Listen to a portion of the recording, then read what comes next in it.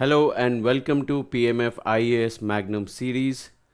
Today on 27th of June, I am Akshay Vrat would be talking about the important current affairs on the subject of environment and ecology. I'm going to talk about the current affairs from the date of 20th of June till 26th of June. In the last Magnum, I had talked about all the current affairs from 7th of June till 20th. Now I'm going to continue from there, and next week so on we'll be talking about the next week's current affairs. Now let us start with the topics which were popular in the subject of environment last week.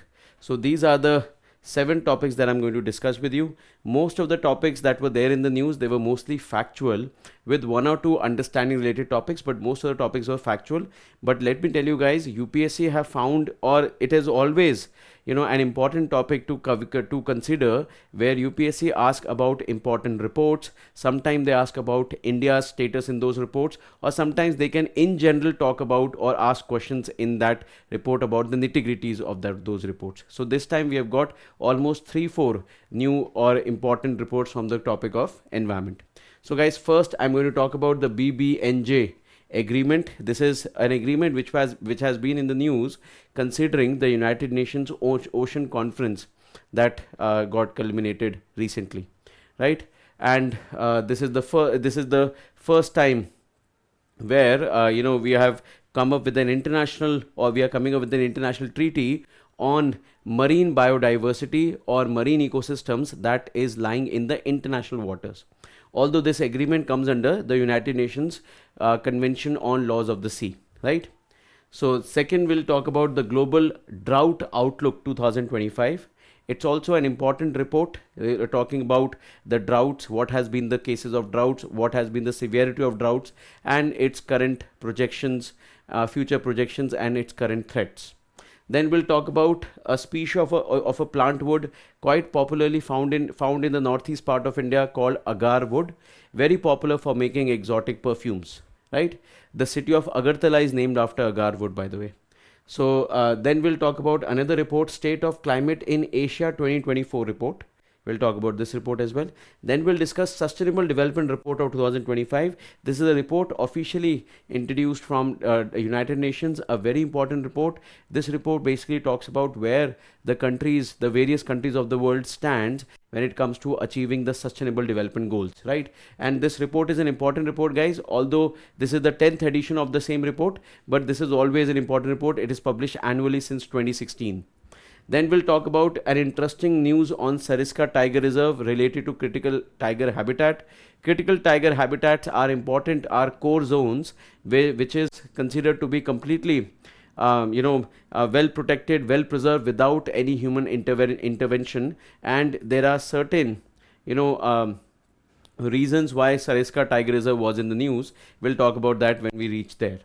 Then we'll discuss the Energy Transition Index Report 2025. This is also an important report talking about the transition of a country's energy security from fossil fuel based reserves to non-fossil fuel renewable energy reserves, right? And then lastly, we'll talk about another species very popular in the culture of India, king cobra.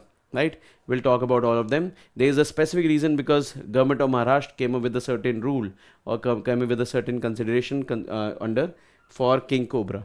So let's start with the first topic of our discussion, guys. The first topic of our discussion is BBNJ agreement. It is generally called the BBNJ agreement, but if you look at its full form, it is basically conservation and sustainable use of marine biological diversity of areas beyond national jurisdiction. This is the one. So it is called the biological diversity of areas beyond national jurisdiction. So guys, we all are aware that various countries have come up with their own national laws in protecting biodiversity, whether it is terrestrial, avian, or marine. So countries have come up with their own laws in protecting the biodiversity. But what about those oceans? What about the international waters where there is a significant marine biodiversity found, but there is no country which takes or which comes up with an action plan to protect those biodiversity, which may not be under your legal control, but your activities may be affecting them. So this is the first convention or the first agreement that talks about those marine biodiversity that do not fall into your jurisdiction, that falls into the international waters. Now, this treaty is also famously called the High Seas Treaty. Why? Because high seas are those areas of the oceans which are beyond 200 nautical miles.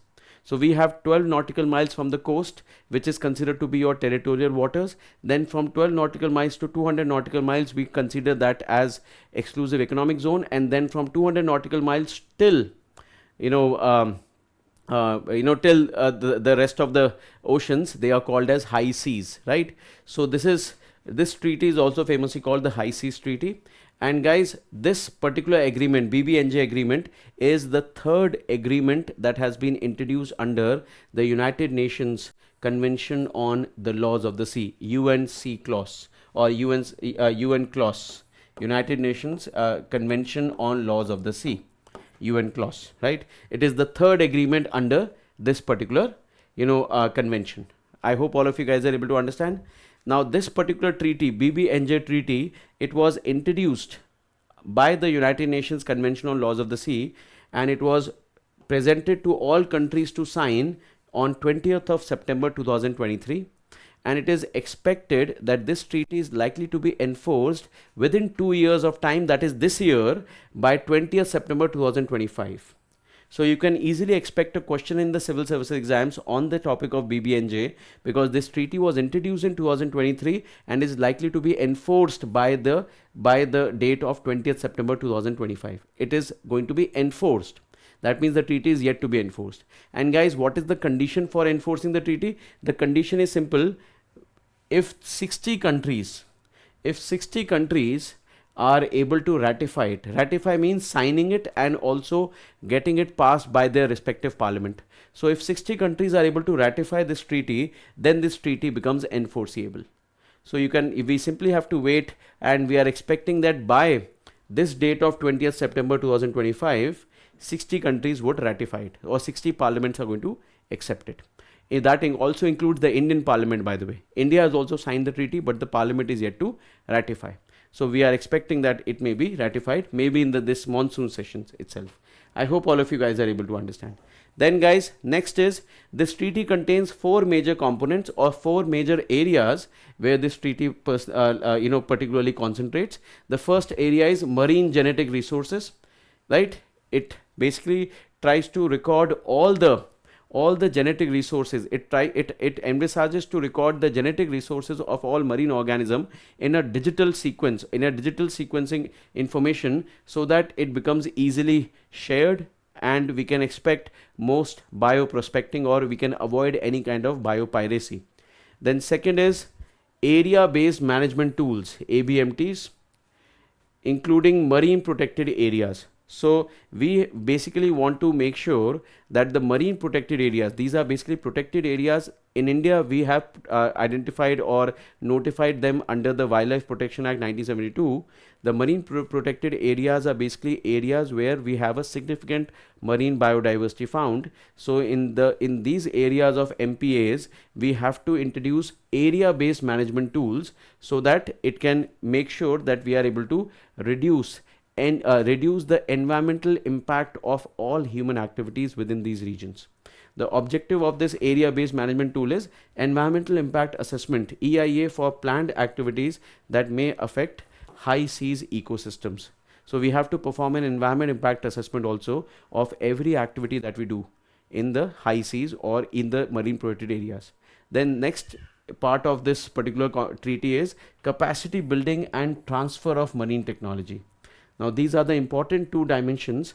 We have to make sure that any agreement, when it comes, especially from the context of environment, when it comes to protecting environment, we cannot do it without participation of the local people. We can never expect to achieve it, because without the participation of last mile individual who is the beneficiary. So it is important that we do most capacity building at the grassroots level, and to do that we have to provide best possible technologies in marine technologies to those people and to those countries. So these are the important 4 components. This is the first component, the second component, right, the third component, and the fourth component. These are the 4 important components that are part of the BBNJ agreement. And then we have this treaty also have a dedicated funding mechanism. Guys, remember, when it comes to environmental safety, one of the biggest crunch, one of the biggest challenge that most countries faces is the lack of funds. India, many Indians wants to do a lot for the environment, but the biggest limitation that most of us face is the lack of fund availability. We have such less funds available that this becomes a direct challenge for our own, towards because India is facing acute challenges of other developmental forms that we often neglect and somewhat reduce the investments made for environmental protection. So this particular treaty already acknowledges the point that low income states, low income countries are going to struggle, so there should be a dedicated funding mechanism for this. In September 2024, India had signed the treaty. I already mentioned this, right? We were one of the initial, signatory bodies, and with this signature, India has opened its doors for sustainable use of industries like ecotourism, responsible deep sea biotechnology. So when we introduce biotechnological innovations or biotechnological interventions in deep sea marine exploration, will do more responsible deep sea biotechnology exploration and green shipping corridors, where we can reduce the carbon emissions of the shipping industry as well. Signing and ratifying this treaty will also enhance India's role in setting global standards for ocean conservation and climate mitigation via carbon rich deep sea ecosystems. That means we can expect that when it comes to implementation of this treaty can pave way for India in achieving higher standards of technology and also adapting to climate mitigation strategies, the strategies that can help in reducing the impact of global warming, right, via the already rich carbon rich deep sea ecosystem. Remember, oceans are already the biggest natural carbon sink. They store the highest amount of carbon already. And guys, ratify, and what we have to do for this, so we have to make sure that before September 2025 we have to ratify and deposit our instrument of accession. That basically is a confirmation from the Indian side that we are accepting and implementing the treaty. Then guys, next is this treaty also promotes ocean literacy and stakeholder engagement. Stakeholder engagement means that various parts of the society, like fishing communities, right, biotech firms who are already part of all this research in the oceans and such, and also the people who comes from expertise, academicians and such, to maximize the benefit sharing and sustainable use. So these are the important points under the biological diversity beyond national jurisdiction. I hope all of you guys are able to understand. So this was the first part of the discussion. The second part, again very factual: Global Drought Outlook Report 2025. The Global Drought Outlook Report 2025, it has been published by OECD, Organization for Economic Cooperation and Development, OECD, and they have released this particular report called the Global Drought Outlook 2025. And this report has found, now this report is highly revealing when it comes to, highly importance when it comes to the impact that droughts have made for us so far. So it has found that there is a very high severity of droughts. The global land area affected by drought has doubled. The area has doubled between 1900 to 2020. That means in a span of 120 years, the area getting affected by drought has been doubled across the world, with nearly 40% of Earth land experiencing more frequent and intense drought. That means 40% of Earth's land is now witnessing frequent and intense droughts. The water level, 37% of land has already shown a significant drop in soil moisture content since 1980.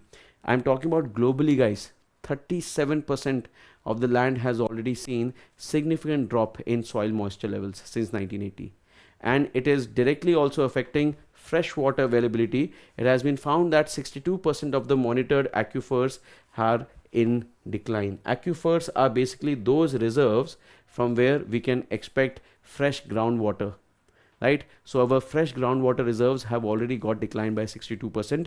And guys, for India, you already, or many of you probably know, that India is the world's largest user of groundwater. We extract the maximum groundwater, and we are also going to be the biggest victim of groundwater depletion because we are extracting it at such a high rate, right?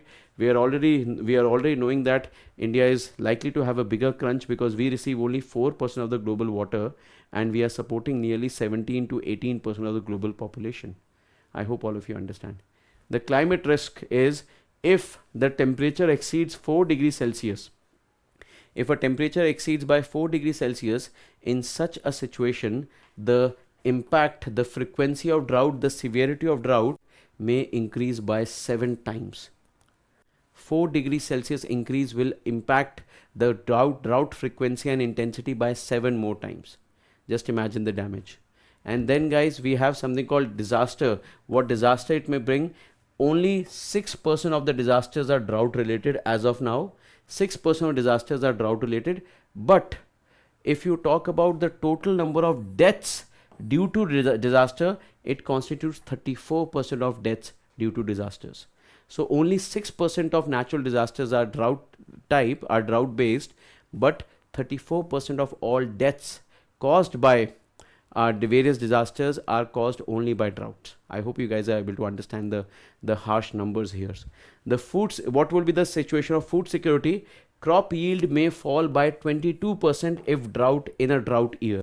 So in an average drought year, the yield of overall crop globally, it decreases by 22%, threatening food security of the country. And what are going to be the various sectors which will get affected? So you can easily take a hint. Drought disrupts hydropower generation. Of course, hydroelectricity we cannot generate because the river flow levels get decreased, and inland water transport is also going to decline. Guys, all of you are aware that in India also we have a concept of national waterways, and it is believed that national waterways may essentially become an important source of transportation, especially goods transportation in the future. If we face acute drought, just imagine what will be the economic cost of not using these waterways. Countries like India and Australia are already at higher risk. I believe all of you guys are able to get it. Then after this, we have a concept of flash drought hotspots. Flash drought hotspots are basically those areas which do not receive rainfall throughout the year. Rather, they receive rainfall only during a specific time of the year, like monsoonal rain. Like India receives rain in a matter of nearly 3 to 4 months. So that monsoon season, when we receive the rainfall, we are witnessing higher flash drought hotspots. That means across the monsoon region, across the monsoon season, and before and after, we see flash droughts that are occurring, which are normally seen with a massive decline of monsoons, right? So because of the higher decline of monsoons, we are seeing flash drought, and these hotspots are increasing even in India, right? This data is typically for India itself. Over 60% of the Indian soil is drying between 1980 to 2023. That means in a span of nearly 43 years, 60% of Indian soils have gone dry. The groundwater over extraction, we already know, in the Indo-Gangetic Plain, Maharashtra and Karnataka. The report has highlighted this part. And lastly, the rain-fed farming and water-intensive crops like paddy, sugarcane, they are more vulnerable to this. I believe all of you guys are able to understand. This shows the impact and the threat of drought for India and the world. This was simply a factual thing. There was no concept in the report. So I believe all of you guys have understood the important findings of the report. Next is Agarwood. Now, agar is a very popular evergreen tree found in the northeast part of India, especially in the states like Tripura, right? And this particular Assam, Tripura, it is found there. And this particular wood is very popular in making oud. Oud is actually an important ingredient in making very expensive perfumes. In making some of the most expensive perfumes of the world, we use the oud, and one of the best quality oud comes from India and Southeast Asia. So that's basically the idea. So we are witnessing a very high demand of the agar wood, and this has made agar wood an endangered tree. The tree has become endangered because of the high demand of oud or exotic perfumes. Guys, we are witnessing this for every lifestyle product. Like we all know that when economic condition of a country grows, we have noticed that people start consuming more beverages like coffee or caffeinated drinks. So it's obvious that demand of coffee is going to be higher, but we all understand coffee grows on trees, and that too on those trees which are typically tropical. So here the coffee plantation workers, they often cut down the natural evergreen forest and convert them into coffee plantation sites. That naturally becomes a threat to the local ecosystem. In India also, coffee was introduced by the same method, and now the Indian coffees got so popular that it has become a threat to the Western Ghats natural ecosystem. I hope all of you understand. The wood of, so it is also known as oud, gaharu, agar, agarwood, and it's a medium sized evergreen tree. The wood is pale to dark brown in heartwood. Aromatic, it has its own aroma. It is dense and highly valuable. Like I said, you know about this. It is used in perfumes. The resin, now what is basically taken out from the agar wood is the resin of agar. It is the resin of the agar wood that is typically called as oud, from where they make perfumes. Now the resin formation normally happens due to a fungal infection. So when a plant gets infected by a fungus or gets injured, that's when it occurs. But in nearly 2% of the trees, it may happen naturally also. And we require the resin from the agar wood basically. Then next is its conservation status. So its IUCN status is critically endangered. I'm sorry guys, not endangered, it is critically endangered. That means its percentage has, its population, its spread out area has already got decreased by up to 90%. Right, its population is affected by 90%. It is the level of cutting of agarwood that we are seeing. According to the Convention on International Trade in Endangered Species of Wild Flora and Fauna, it has been put under Appendix 2. Appendix 2 basically means that the conservation status is not very severe as of now, but if you do not take any initiative right now, then it may become severely affected. Although IUCN, International Union for Conservation of Nature, treats it to be critically endangered. And then guys, we have Wildlife Protection Act 1972, under which it has been put under Schedule 6. That means it is put under a list of those trees which cannot be cultivated without a special permission or a license. I hope all of you guys are able to understand. This is what we have under the conservation status of the agarwood. The temperature is normally 20 to 30 degrees Celsius, which is the average tropical or subtropical temperature. It requires moist, wet condition. That's the reason why it is found in the Northeast and Southeast Asian countries. The altitude where it is found is commonly found between 0 to 850 meters of elevation. Its native range is Eastern India to Papua New Guinea. So it is found across the Southeast Asian region. In India, it is found mostly in the Northeast states. Tripura's capital Agartala has derived its name from agarwood, and global leaders of their production is Vietnam, Laos and Cambodia, whereas India is one among the top producers. We are actually one among the top 10 producers of agar, but it is considered to be a good quality agar comes from India. Right, the quality of the other countries is not supposed to be that good, but you guys can understand the entire region of Southeast Asia is well known for cultivating agar wood. I hope all of you get it. Now guys, the next topic of discussion, okay, I'm sorry, there's one more topic here. What is the significance of agar wood? So we all understand in the religious use of agar is it is having its own importance in all religions like Hinduism, Buddhism, Islam and Christian ceremonies. Agar wood has its own importance for making different types of herbs, different types of aromatic products. It is used in making luxury perfumes, like I said already. It is also used for making ornamental beads and also skincare products, right? Agar. I hope all of you guys are able to get it. Now, after this, moving to the next topic, it is another report called the State of Climate in Asia 2024 report. Now, this report is again published by a United Nations specialized agencies called World Meteorological Organization, WMO. They have released this particular report called the State of Climate in Asia report. So it typically talk about Asia. The purpose of this report is to track the key climate indicators so that to guide regional resilience and adaptation. So whatever the key climate indicators are, we are going to track them, and you will also be able to understand that what indicators are considered here. But what is interesting is that this particular report is comparing it is basically tracking the entire key climate parameters since 1991. That means it is covering it for nearly 30 years of coverage, regional, and it will also be comparing it with the pre-industrial era of 1850 to 1900. So it compares the current trend with that of the pre-industrial era. So this will be a good insight for us to understand how the things have started changing. And guys, it has taken the data sets of the pre-industrial era and the current areas from various organizations, like we have the National Organization, Oceanic, National Oceanic Association. I'm sorry, let me just check this. NOAA, it's called National Oceanic and Atmospheric Administration, right?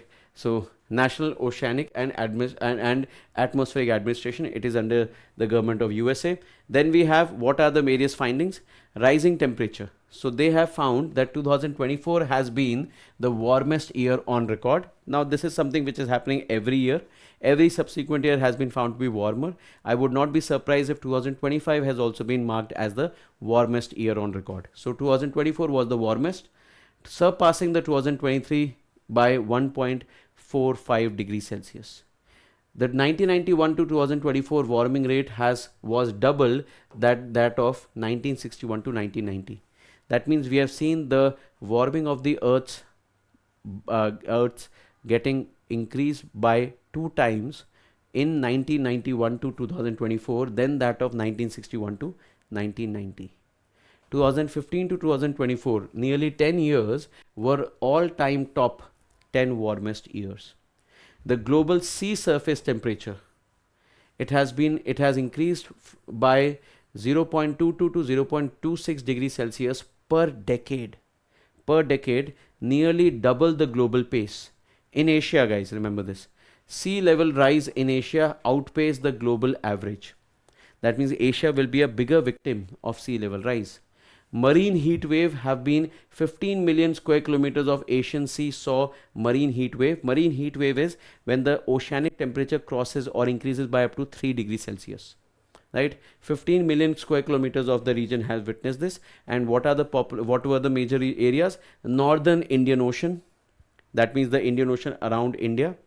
Yellow Sea, East China Sea were the worst affected waters. I hope all of you understand.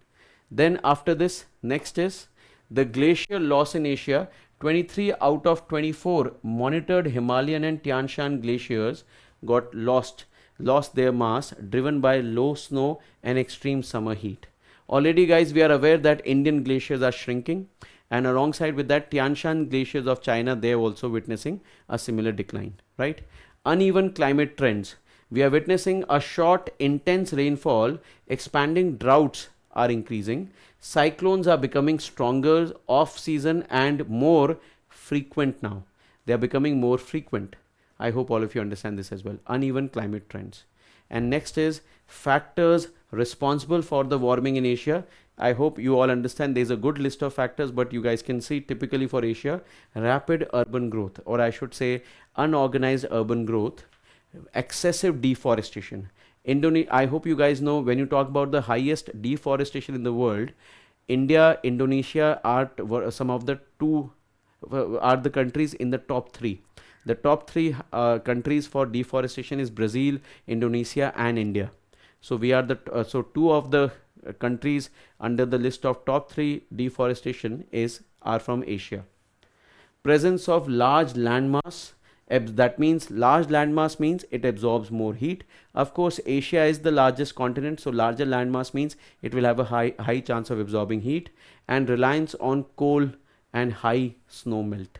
I hope all of you understand. Nothing is very new in this report. It is just that this report is giving us more extreme numbers on the impact of climate change in Asia. Now, what does this report say about India? Right? Sorry. Okay, this was a report on Asia. Sorry. This report does not talk about India separately. It talks about India on the basis of Himalayan glaciers and other areas. Got it? Now, guys, the next topic is Sustainable Development Report. Another report. But this report is typically more important. Why? Because this report is based on the status and it tracks the status of sustainable development goals and how far the countries are in the right path of achieving them. So guys, according to the United Nations Sustainable Development Report in 2025, India is 99th country out of the 192 UN United Nations member states. Out of the 193 countries that United Nations have, India's rank is 99th in terms of Sustainable Development Index 2025. In terms of Sustainable Development Index, India's rank is 99th. And guys, this is the first time we have got under top 100 list. That means in all the previous reports, by the way, this report is the 10th edition of this report. Before this, 9 more editions have been published. So for the first time, India's rank has been put under top 100. That means our position is improving, but it is still 100 and we are supporting 18% population. So it is still not a good number, but it shows that we are improving. The Sustainable Development Report is released by the United Nations Sustainable Development Solutions Network, SDSN, Sustainable Development Solutions Network, and the countries that are covered, they are basically all United Nations members of 193 countries based on their progress across the 17 Sustainable Development Goals. I believe all of you guys are aware, Sustainable Development Goals are basically 17 goals that were supposed to be achieved from 1st of January 2015 till 31st December 2030. So actually what happened, let me go back to a little bit of history here. So guys, what happened, United Nations, or I should say United Nations member countries in 2000, in basically the discussion of these goals started way early, but in 2012 United Nations organized a conference called United Nations Conference on Sustainable Development, and which is also famously called the Rio Plus 20 conference.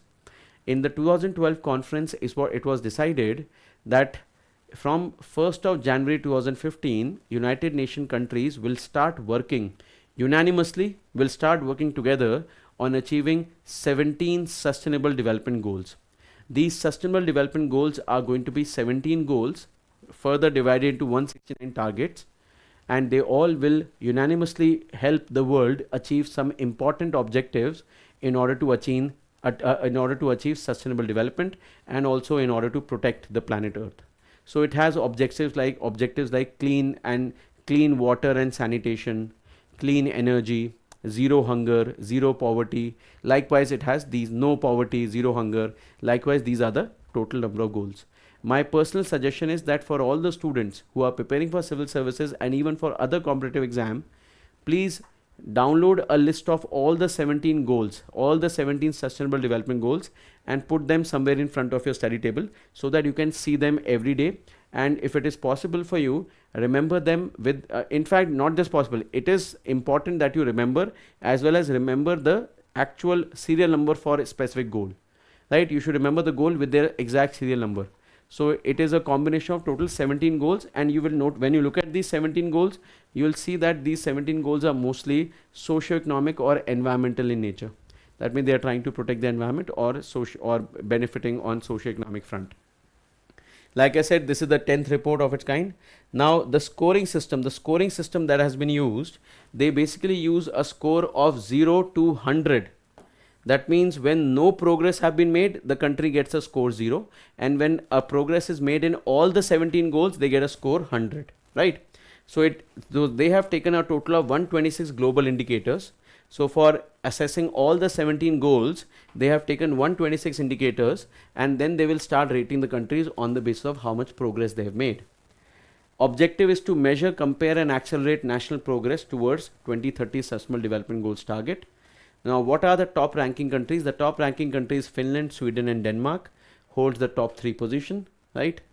19 of the top 20 countries are from Europe. That means Europe is doing pretty well when it comes to achieving sustainable development goals, and 19 of the top 20 country comes from Europe. Rank 25th goes to Brazil, which is the top country in terms of, in the G20 group and also among developing countries. And Chile is 7th, which is very interesting, leads among OECD countries. Organization for Economic Cooperation and Development, Chile has 7th rank. This is the only non-European country as well. The fastest improvers in terms of achieving SDGs are Benin, uh, Uzbekistan, Nepal from Asia, and UAE. East and Southeast Asia also is leading due to socio-economic improvements. The slow growth countries are, that means only 17% of SDGs targets are on track to be met. That are slow growth countries. And you guys can understand slow growth progress countries. I have given the list later. So slow growth progress is when only 17 countries, only 17% of the total SDG targets are on track of being met. What are the barriers? The biggest barriers are conflicts within the countries and between countries, limited financial capacity, fiscal capacity, and weak governance. Governance play an important role in achieving SDGs. Like I said, they are socio-economic as well. The capital imbalance. The report also calls for reforms in the global finance. Now, this is an important challenge when it comes to most of the international agendas, most of the international initiatives on environment.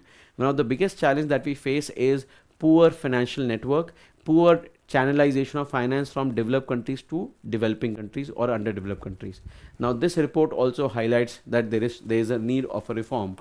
And guys, there is also now it has talked about what is the representation of various countries.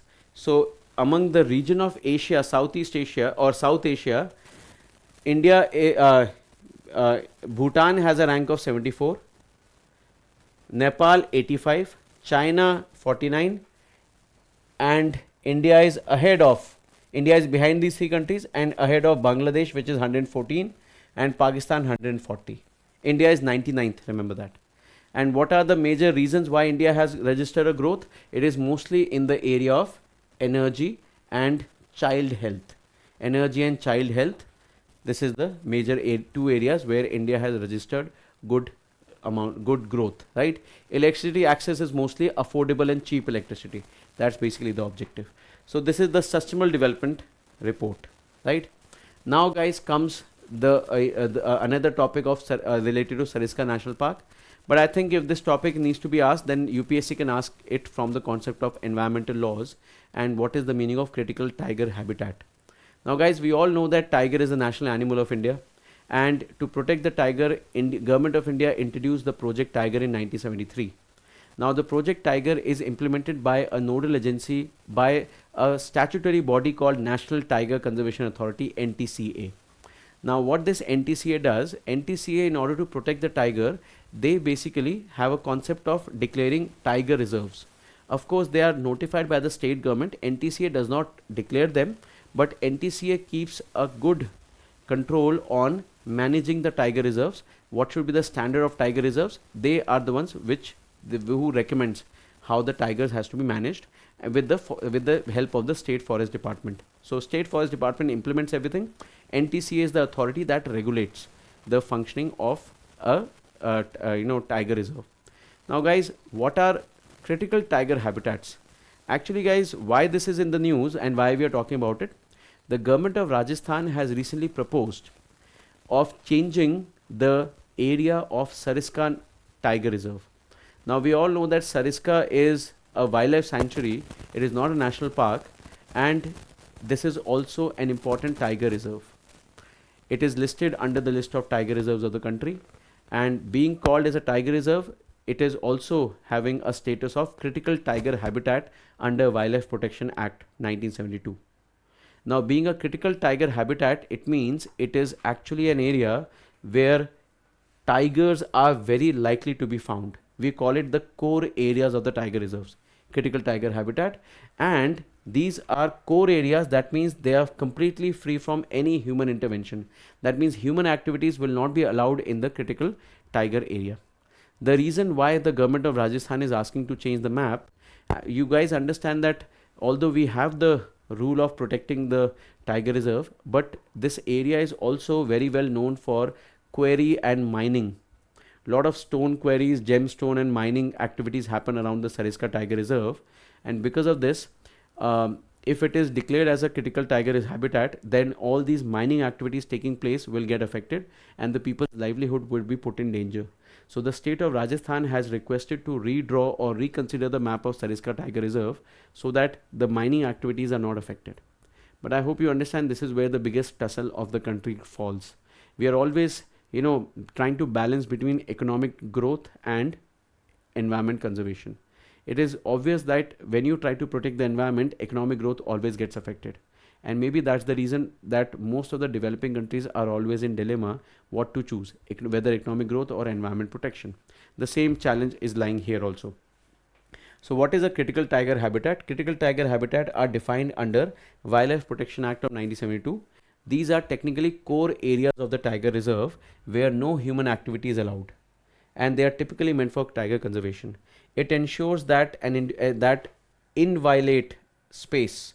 Inviolate space is basically violates. Inviolate space means those spaces where no human activity is allowed. That means humans cannot perform any activity like constructing homes, mining, any developmental activity, any mining activity, or any non-forest activity. None of these activities would be allowed, right? So zero human intervention. So it ensures an inviolate space for long-term survival of tigers and their prey. I hope you are able to understand. The critical tiger habitats are defined under the Wildlife Protection Act, which was further amended in 2006 when National Tiger Conservation Authority was set up. Critical tiger reserves are inviolate. That means there is no permission of mining, grazing, or even tourism. Right? That would also be human intervention tourism. Tourism is also not allowed. Then around the core zone, around the critical tiger reserve, we have got buffer zones. What are buffer zones? Buffer zones are those areas where limited human activity is allowed. Like you can perform scientific research, you can perform, some ecotourism and such activities. Then critical tiger reserves are monitored by both National Tiger Conservation Authority and, like I said, State Forest Department. All of them are monitoring the critical tiger reserves. I hope all of you guys are able to understand. This is the reason why Sariska Tiger Reserve is in news. Now after this, the next topic is Energy Transition Index Report 2025. This is, I believe, the second last topic of our discussion. Now this report was released by World Economic Forum.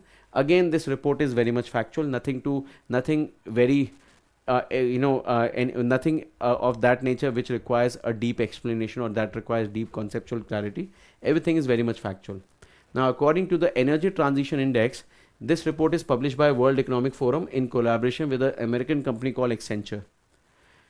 Now, what is interesting to see here is that this report basically tries to track down countries' progress in shifting from fossil fuel to non-fossil fuel or renewable energy. That's why it's called energy transition. So how to observe the transition of energy resources happening from fossil fuel to non-fossil fuel. That's the objective. So here India's rank has been found out to be 118 with under 43 parameters or 43 indicators that this report considered. It tracks the country's progress in shifting from fossil fuel to clean energy, like I said. The Energy Transition Index 2025 is a part of World Economic Forum's Fostering Effective Energy Transition report. So this index is published under the report called Fostering Effective Energy Transition report. The weightage of the Energy Transition Index is, first is system performance 60%, and second is transition readiness 40%. That means how much of the electricity is being consumed from renewable energy, they give 60% weightage to that, and how much of the infrastructure is ready for transitioning from fossil fuel to non-fossil fuel, they give 40% weightage to that. The system performance means assessment of energy equity, energy security, and environmental sustainability. How much is being provided, how much is being assured. Transition readiness means it covers regulatory aspect of the government, that how much regulatory aspect they have, what is the status, how quickly it is possible for them to transition, what is the finance, what is the innovation happening in the country, and what kind of infrastructure the government is providing. So it covers regulatory part, financial part, innovation, infrastructure, and human capital. The top performers of Energy Transition Index are again Sweden, followed by Finland, Denmark, Norway, and Switzerland. When you look at the ranking of other countries, other competing countries of India, China has a 12th rank, US has got 17th rank, Pakistan has got 101st rank, and Congo is lowest here. Now guys, what is interesting to see that Pakistan has 101 rank, whereas India has 118. Sorry, sorry. This is not India's rank. India's rank is actually better. This is basically ranking 118 countries. There are total 118 countries that have been ranked under this. I'm so sorry, guys. India's rank, I didn't mention India's rank, it seems. India's rank is, China is here. Improvement leaders. Yeah, India and China have showed the most improvement, most progress among the large economies of the energy access and transition readiness. Just one second.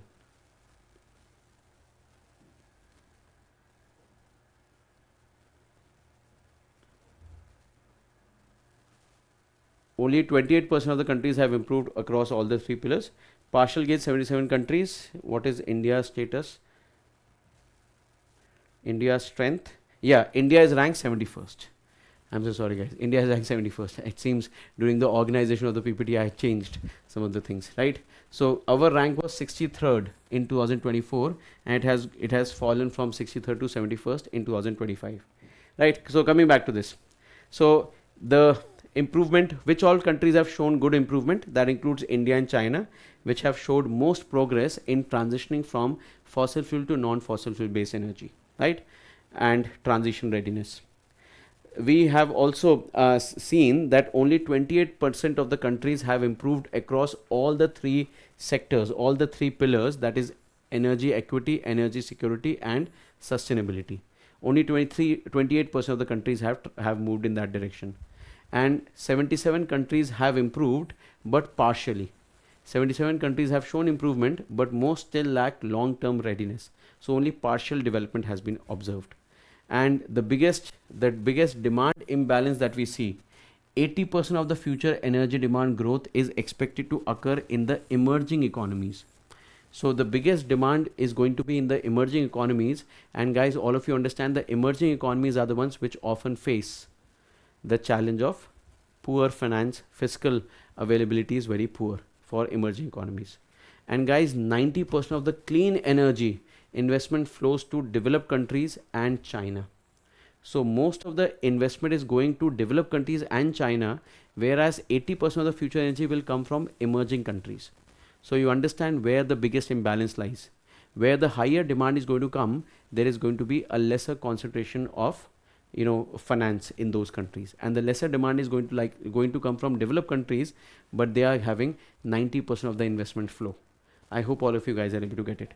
When you talk about India's strength in this report, so efficiency gains, India has registered a lower energy intensity and methane emissions.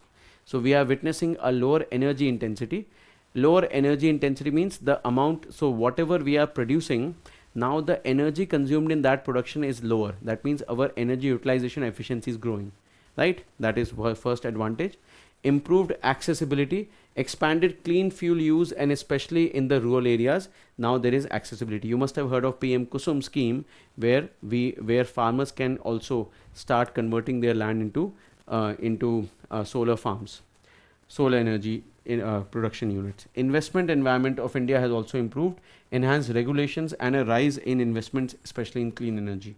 And our rank has been 71st in 2025. Although the rank has not improved, but overall India has been appreciated for whatever things we have contributed.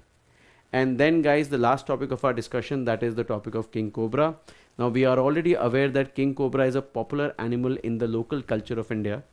And why it has been in the news, the government of Madhya Pradesh, they have proposed, the Chief Minister of Madhya Pradesh has actually proposed to reintroduce king cobras in the wild, or in the wild, to reduce snake bite deaths, right? So basically it is to capture the king cobras from the areas where human establishments are there and reintroduce them in the wild, so that their survival and their offspring survival can be ensured. Now, what do we know about king cobra? What is the reason? What is the famous thing about king cobra? So it is one of the largest venomous snake, can grow up to 5.85 meters. 5.85 meters. It is also the national reptile of India. It is the only snake that builds and guard leaf nest. So this is normally the snakes, they make burrows, they lay their eggs, they prepare their nest inside the ground. But this is the only snake that prepares a nest not inside the ground but around leaf. So they make a nest of leaves. So they would lay eggs and simply put leaves on it and then eventually wrap itself around the leaf nest, protecting its eggs. It is found across South and Southeast Asia. In India, typically it is found in Western Ghats. In India, it is found almost throughout the country.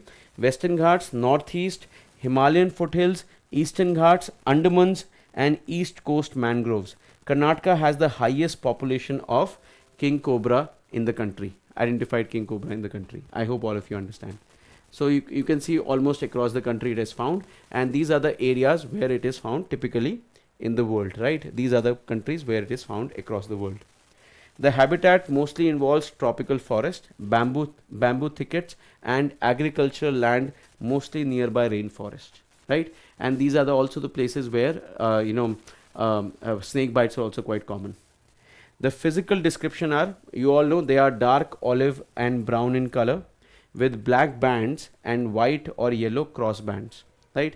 So you can see the black bands when you look at a king cobra, right?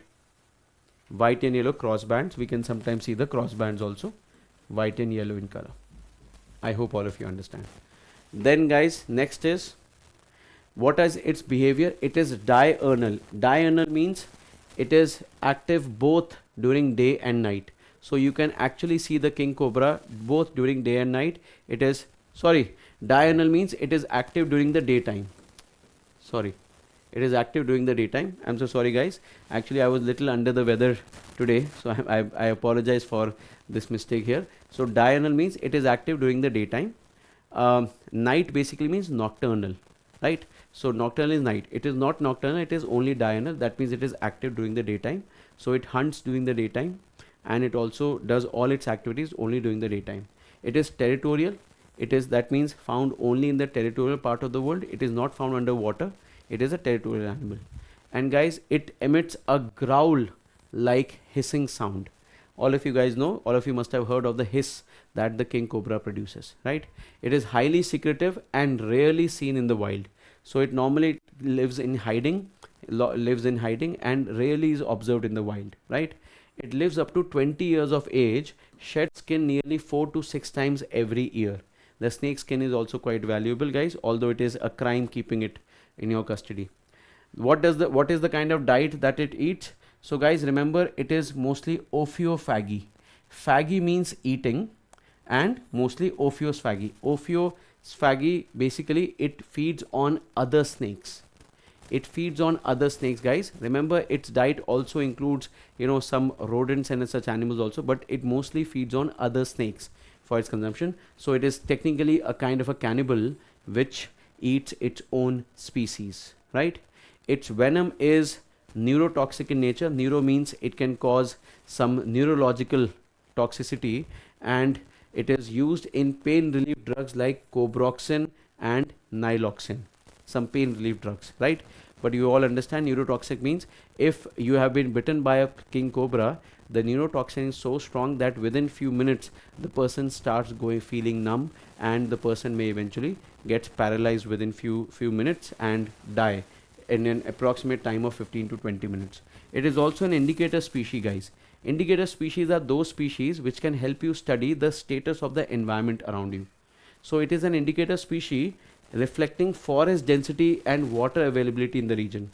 If the forest starts becoming more and more, you can say, if the forest starts shrinking, if the forest density start decreasing and the water availability start decreasing, then you may start witnessing king cobra and its occurrence in many other parts of which were not normally the areas of king cobra's occurrence. That means its natural habitat is in danger. That's why it has started migrating away from there, right? So it's an indication that forest density is declining and water availability is also declining, so, right? If it starts shifting. But if it is found in some forest, and that too in that forest only for years, that means there is good availability of water and the density of forest is also rich. So that also becomes an indication if it is found in that particular ecosystem only. I hope all of you guys are able to understand. This is what is the nature of indicator species. Now, what is the ecological role? So like I told you that king cobra normally eats other snakes only. So it plays an important role in controlling the population of other venomous snake, right? As it is the apex predator. No other animal hunts king cobra and eats king cobra. So it becomes an apex predator of its own food chain in the ecosystem.